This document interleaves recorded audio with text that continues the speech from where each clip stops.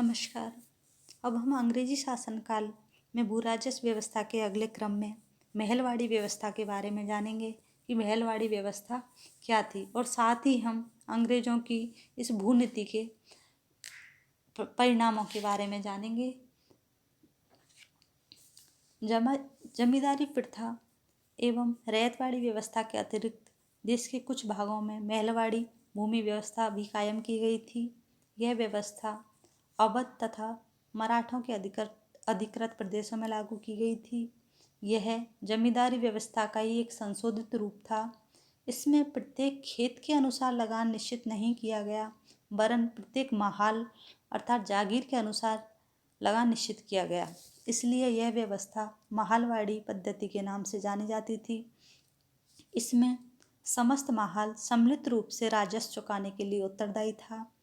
राजस्व वसूली का काम ग्राम प्रधानों या जमींदारों पर छोड़ दिया गया। इस व्यवस्था में कृषक का भूमि पर व्यक्तिगत स्वामित्व नहीं रहता था, बल्कि समस्त महाल ही भूमि का मालिक था। अगर कोई किसान अपनी भूमि छोड़ देता था तो ग्राम समाज ही उसकी भूमि की देखभाल करता था। गंगा घाटी, उत्तर पश्चिमी प्रांतों एवं भारत के अन्य भागों में यह व्यवस्था लागू की गई। इस व्यवस्था में लगान की राशि बहुत रखी गई थी, जिससे किसानों पर लगान का बोझ बढ़ गया। ये तो था महलवाड़ी बंदोबस्त। इससे आगे हम अंग्रेजों की भूमि नीति के परिणामों के बारे में जानेंगे।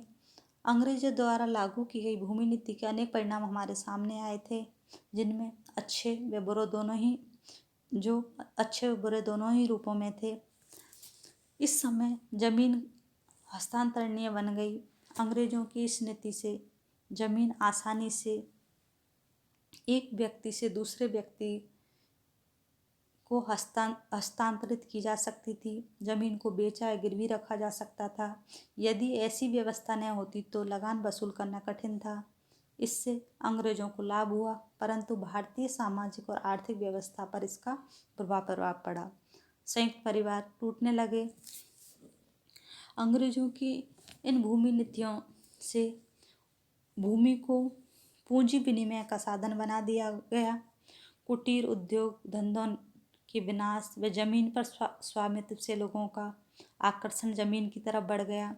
किसान साहूकारों से ऋण लेते, व ऋण न चुका पाने पर साहूकार जमीन के मालिक बन जाते और किसान मजदूरों की श्रेणी में आ गए। इसका एक परिणाम किसानों पर कर्ज का बढ़ना भी था।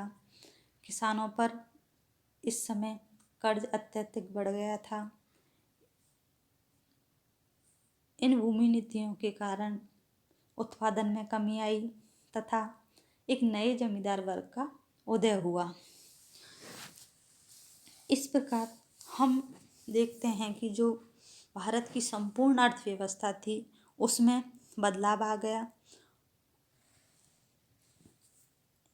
इस प्रकार हमने अंग्रेजों की जो भूराजस्व व्यवस्था के जो महत्वपूर्ण बिंदु थे, स्थायी बंदोबस्त, रैयतवाड़ी बंदोबस्त, महलवाड़ी बंदोबस्त के बारे में जाना, और उनकी जो भूमि नीति थी उसके परिणामों के बारे में भी जाना कि किस प्रकार उनकी इन व्यवस्थाओं ने भारतीय संपूर्ण अर्थव्यवस्था को बदल दिया। धन्यवाद।